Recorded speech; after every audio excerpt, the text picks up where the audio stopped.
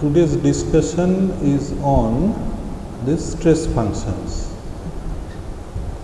We'll see how we can solve some problems from the concept of stress function.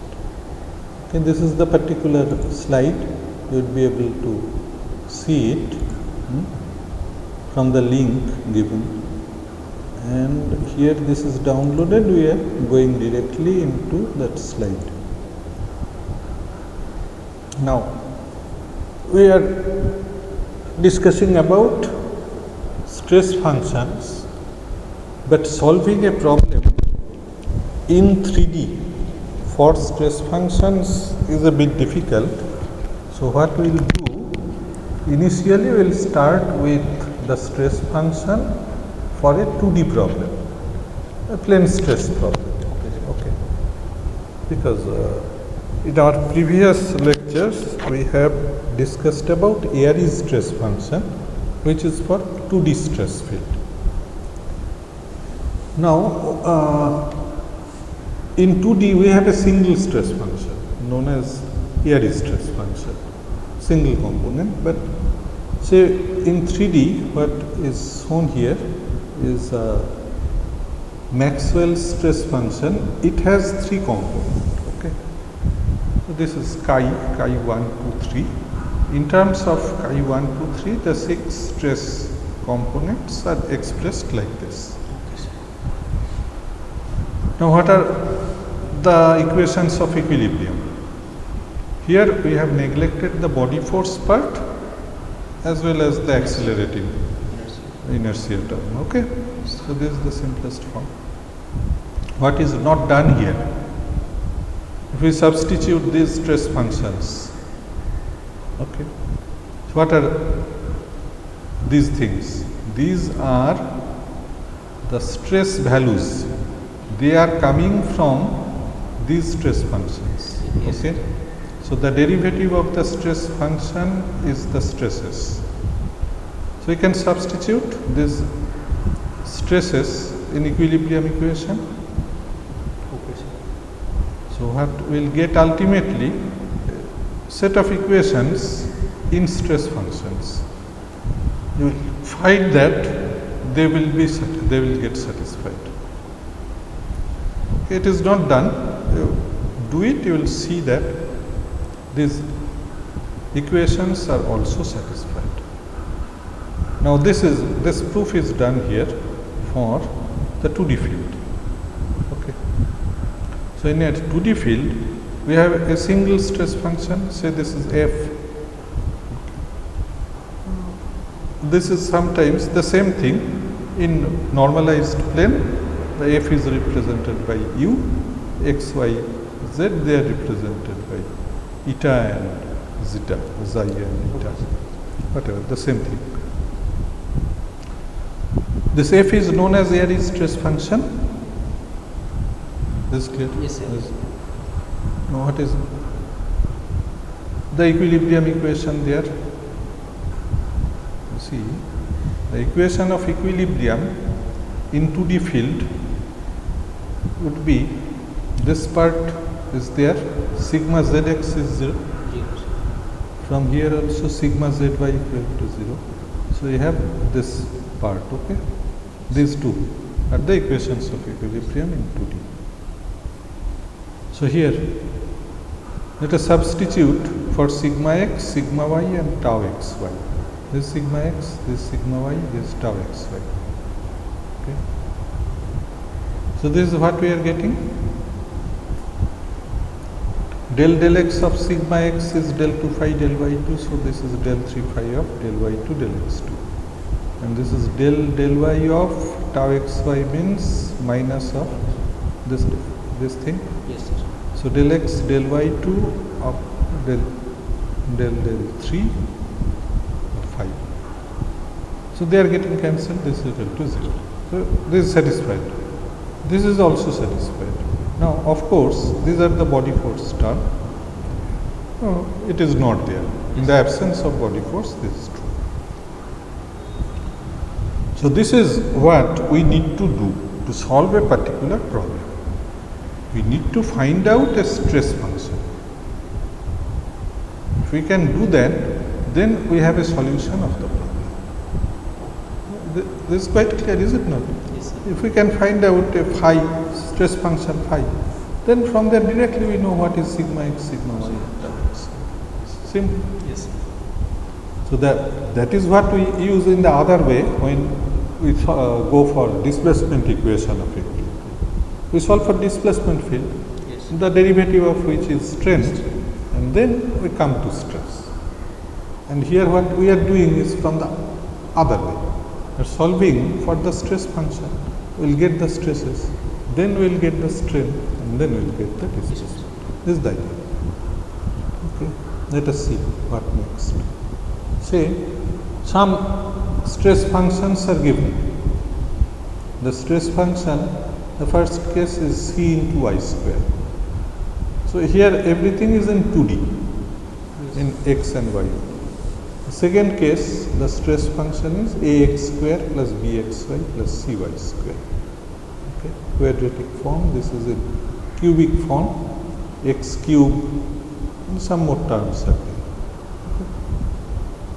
So, starting with these stress functions, what are the values of sigma x, sigma y, sigma and tau xy?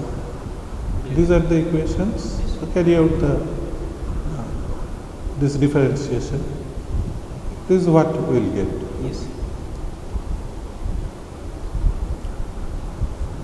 Now, there in selecting a stress function, what we need to do is the satisfaction of this compatibility equation, which is del 4, this is a biharmonic operator, okay, square of biharmonic operator. We will see what it is. This need to be satisfied. That means these stress functions, if we substitute this in this particular equation, it will get satisfied. Actually, it will give rise to a fourth order derivative. And we will see that this will become zero ultimately. This is what you need to Sir, observe. in stress condition, the second order condition will be satisfied. No, we have not derived that basically. What we did earlier is basically whether this equation of equilibrium is satisfied by taking this form of stress function which gives us sigma x, sigma y and tau xy. What about selecting the stress function? The stress function is not known to us. Yes, sir. Yes, sir. We can take any arbitrary value for this stress function, but that way also this phi, the stress function, is not totally arbitrary. It has to satisfy this particular condition. And you observe here this particular selection of phi, they satisfy this condition. Yes, sir. Now, why this is necessary? Let us see this. Okay.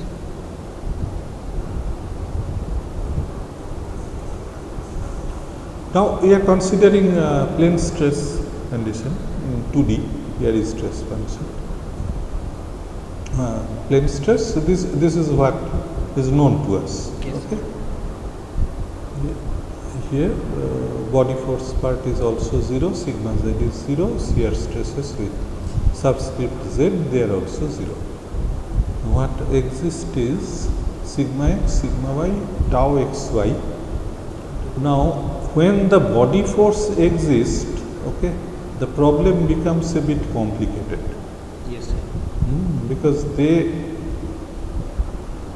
are not readily satisfied here. So if we have a body force part here, they will add something more to it. It will remain. So that has to be taken care of in addition to the analysis that we are going to carry out. So right now, they might occur but we are not considering their presence in this analysis. So what we are doing here in the absence of volumetric forces, these are the equilibrium equations, these are the stress functions F, that is true. Now let us see some relationship between stress and strain coming from Hooke's law. This is known to us, Yes. right? Okay. So if we substitute these stress in terms of stress function, this is what we'll get. Yes, sir. Okay. So this is our, say, the first equation. Okay. Why we are using this equation? Let us see now. This strain epsilon x, epsilon y, gamma xy, they were expressed in terms of stress function. Is it? This is right. Now they are also obtained from displacement field Yes, u sir. and v in 2D. Yes, sir. So these relations are also known. Yes. Then just see if we combine them. This is 0, this is true. What is second order derivative in y of epsilon x? That means this is compatibility equations. This is true. Yes, sir. Very good. Now, if this is true, what we'll do in this equation, this is our equation 2, we'll substitute equation 1. That means we'll substitute for epsilon x, epsilon y and gamma xy. This is our epsilon x in terms of stress function.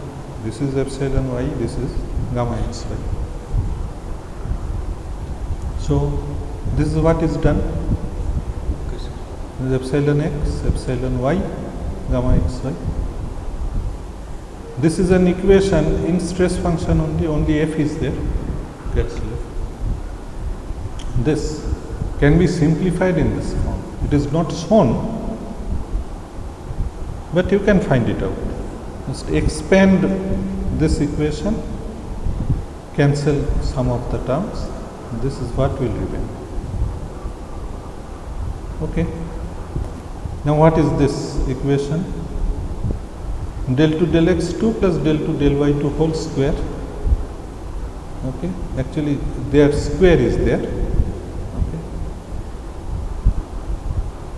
This is clear? Yes, sir. And del 2 del x2 plus this whole square, and this is known as that, this is grad square or what it is called, the biharmonic operator, right? No, delta to the power 4 is biharmonic. Which one is biharmonic? Reduced to a single biharmonic. So this is biharmonic, and what is this? Grad square sort of thing. Whatever, we understand what it is. So this is what was mentioned here. Clear? So selection of stress function is not arbitrary, it has to satisfy this particular condition. Okay, so this is for our 2D state of stress. Yes, sir. Right? Whatever we are considering 2D. Now, say if this is the thing, say if this is the problem ultimately, then this is not going to give us the actual solution of the problem. To solve a particular problem, now we need to investigate the problem in particular. There are some boundary conditions, some loading conditions, some geometries for that particular problem, which we need to analyze next. Now, what are the types of boundary conditions? There are force boundary conditions and there are displacement boundary conditions. What does it mean? When the force conditions at the boundary are given. They are known as force boundary conditions. And when some displacement is given to a portion of boundary, that is known as displacement boundary condition. Now, in addition to these two basic problems, there are other variations of combined type problems. Whatever other more complicated boundary problems are there. Now, what does it mean? What is boundary? Is the interface between the body and the surrounding, right? So that interface can be through some force condition from some displacement condition. Okay. Xn and Yn means what? They are the components of the forces. Okay. Given some portion, it is there. Okay. Again, in the second case, what is this? This S variable. This is in some region S. Okay. It is not that everywhere in the boundary this is the condition. Usually the boundary conditions are given at some specific regions of the body. Yes. Only for that portions these are the conditions. So otherwise what will be there? Forces are zero, displacements are zero. Yes. And those would be the conditions. So what is here? It can be shown that contour conditions for fxy acquire the form del f del x del y is this. So this is our stress function f. The del f del y would be like this for that portion of the boundary where this is the prescribed condition. Okay.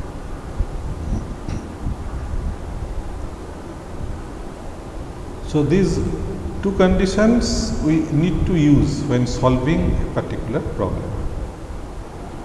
Okay. The constant C1, C2, they are real constant. No, this will come from other considerations. We need to find out these constants as well. The planar problem, theory of elasticity reduced to the determination of biharmonic function fxy which satisfies contour condition. That means this is the basic problem. Yes. So this need to be solved for these restrictions for the particular. So here we have a problem, but this particular problem requires some knowledge about our theory of beams, which we didn't discuss so far. Now this theory of beams we will be discussing afterwards when we will go into our discussion of structural elements. So right now we are not going to discuss about this particular problem. You understand the problem is a cantilever beam under a uniformly distributed load. Okay. So this is a 2D problem as such, right? This is not a 3D problem. So we will be analyzing this problem afterwards. Right now we are not going to discuss it. But the idea of stress function, this is given to you, right? You at least understand what is a stress function. Right now what you can expect is that such derivation so that this need to be satisfied for a 2D stress field. Yes. Stress by harmonic. Or sometimes some form of stress function will be given and you have to find out what are values of this stresses. This sort of things will be there. Okay. So this is about introduction to stress function. Again we will come back here when we will be discussing about the particular problem. Okay, this is the introduction to stress function. This is clear what we have discussed so far. The material properties, true stress, true strain, stress strain relations, and then we'll go into displacement equation of equilibrium, and then we'll solve some problems through this solution of displacement equation of equilibrium. But before that, one topic is there, which is discussion on theories of failure. Actually, this is related with our discussion on material properties, where we have seen that all the materials don't have an identical property. Actually, this is true not in the elastic region. Actually, this theories of failure means this is something where material fails, and in many cases when failure occurs, the material behavior won't remain elastic. So these sort of things we'll be discussing in our next lecture. We'll discuss about theories of failure first, and then we'll again go into displacement equation of equilibrium. We'll solve some of the problems. So one such problem would be a beam bending problem, say, or might be a simpler problem. We won't be taking beam bending problem right now. Okay, we'll take a bar problem or something like that. Okay, so that's all for today. And the remaining part, not much is left here, that we will be discussing next. Okay, so let's stop.